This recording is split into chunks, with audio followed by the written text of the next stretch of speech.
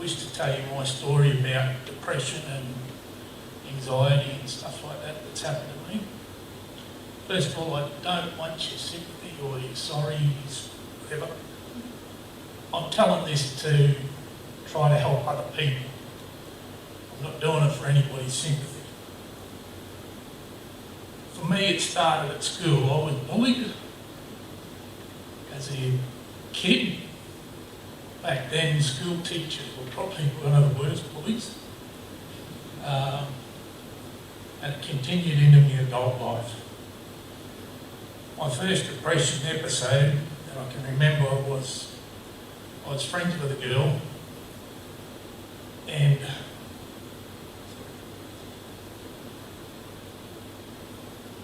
I just wanted to be her friend. That's all I wanted. We went partying, we went out, had fun, we went swimming, all this.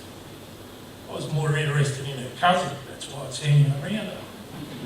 But a few of her friends told her that I was into her, and all of a sudden I got shafted, got put on the outer. Wasn't invited anywhere, wasn't asked to do things. So depression started to come into it. And that caused fights with friends and started to make me feel alone, and I started doing things by myself. And it came to the point that I felt that I didn't want to live anymore. I just couldn't see a future. Didn't want to be there. So I went out to a spot on my motorbike and took some pills. About 4 hours I woke up very sick, but still alive. So after that I thought, well, I'll move. So I went down to Cairns and I went down and I lived with my auntie. And her sons were around my age, so I hung around with them. And I met a lot of their friends and I became friends with those. And I made a whole heap of new friends, and I really enjoyed life for about 4 or 5 years. It was going really well. And I thought I'd ask a girl out on a date. Oh, that wasn't real successful. So I thought I'll ask another girl out. So that was even worse. So after that I started to get depressed and thinking, well, I'm never going to find anybody, I'm going to be alone. What's the point? So I went doctor shopping and found a doctor who was willing to give me sleeping pills. So the first night I took one just to see how strong they were, and it knocked me out and it was good. I had a good sleep, so I thought, well, the 11 others should really do the job. So I took the 11 pills. I wrote notes to everybody. I wrote notes to Mum, my dad, to my auntie, explaining why I wanted to do this and why I didn't want to live anymore. And I went to sleep and I woke up about 12 hours later. I couldn't believe I woke up.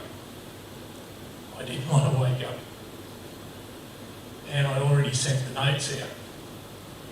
So my auntie, when she saw me, she got stuck into me, followed by hugs and things, and then Mum and Dad. And that's where my mum said, come up and meet my doctor. So I come up and I met Mark. And Mark was exceptional with his help. He told me what depression was. He was the first person to really explain it in a good term, and how it was, in my case, a lack of chemicals in my brain, and how pills could help those. So I started taking antidepressants, and I was feeling great. So I stopped feeling depressed, and I was working away, and I was going really well for about 5 years. And I was in a job and I was doing air conditioners. I was fitting air conditioners to cars, as well as other mechanical work, but their main job was fitting air conditioners.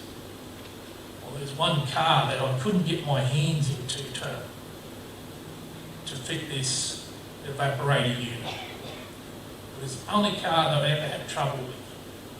So I asked my foreman, I said, look, what's the point of putting me on them when it takes me twice as long to do the job as anybody else?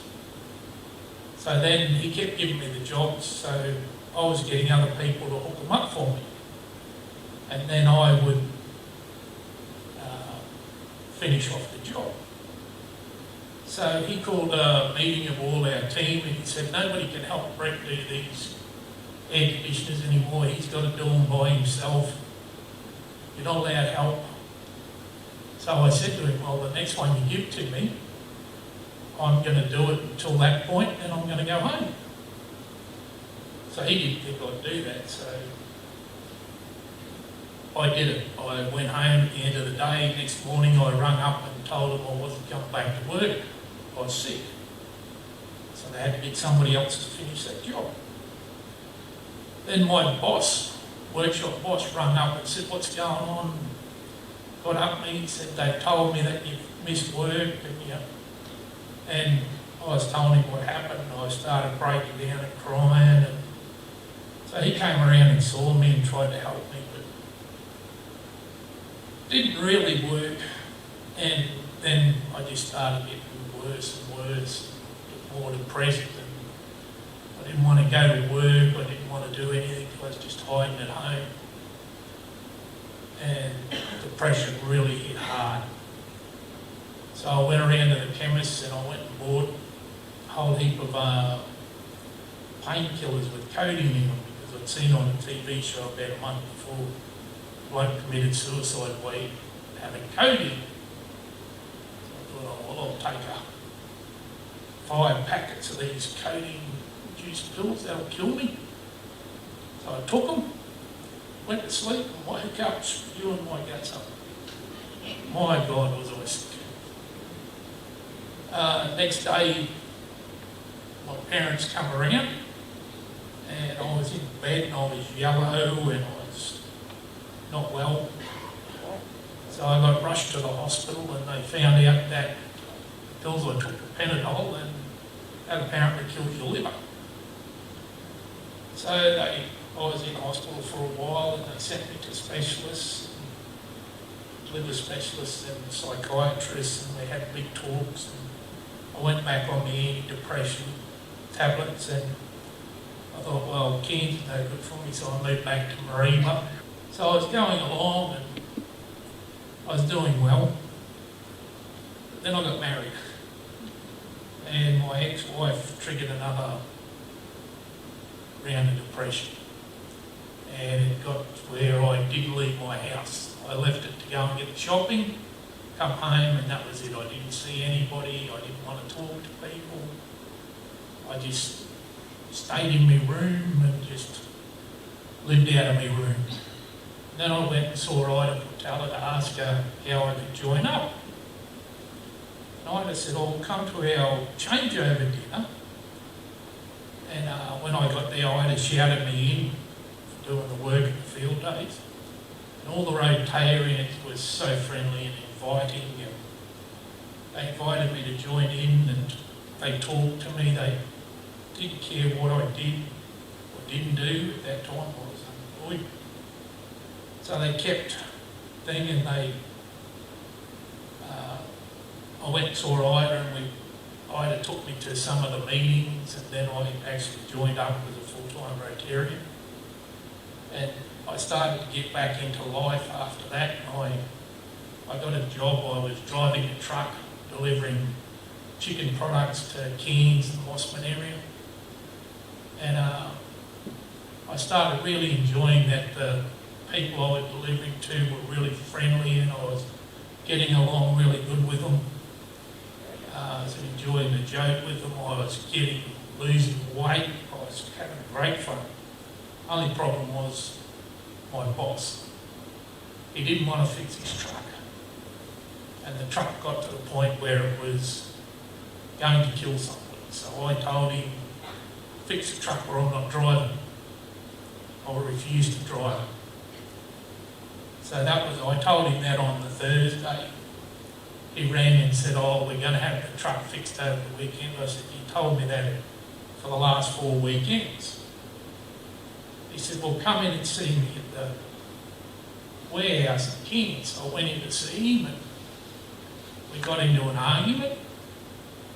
And I told him what I thought of him and told him what he could do with his job. And he attacked me. And he got the better of me and got me in a headlock and started twisting my neck. I ended up getting out of it by biting him. And I went out to the truck to get my gear out and he followed me out and attacked me again. So I locked him out of the truck and he attacked me again. He unlocked the truck because he'd taken the keys and climbed in and attacked me again. So after the police arrived and I had a heart episode, not a heart attack, but rushed to the hospital and they checked my heart and my neck and all that, and they sent me home. I thought, oh well, I got home and I didn't have a job, but I started getting chest pains on the Saturday and the Sunday, and I thought, oh, that's not much. So Monday I rang up to go and see the doctor and went in there and they said it was a pinched nerve in my neck. I also told him that I was having trouble sleeping and I was having bad nightmares. So I ended up getting diagnosed with PSTD and depression. And this time I sought help. I went to psychologists, I went to psychiatrists. The local GP helped me. But 3 weeks ago I had another really bad episode where a whole heap of things just sat on me, and I decided it was time to go again. But this time I knew better. I went back to the GP, I talked to him, I worked things out with him, I had a plan of what I was going to do if this happened. I was going to do stuff that I wasn't supposed to do. But it didn't happen, and I'd come back up, and the medication they had me on helped me a lot from taking. If I wasn't on the medication, I don't think I would have been here now. But people say that suicide's the easy way out. Trust me, it's not the easy way out. When you're depressed, you think it's the only way out. Thank you.